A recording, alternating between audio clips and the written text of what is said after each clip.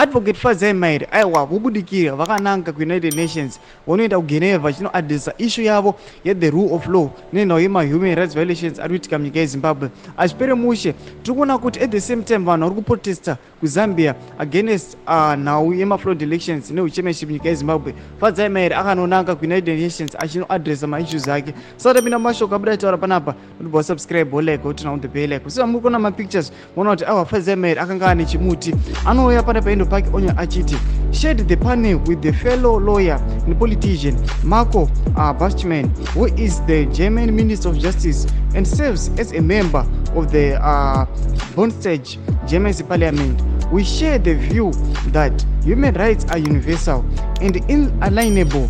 A core feature of democracy is respect for the rule of law.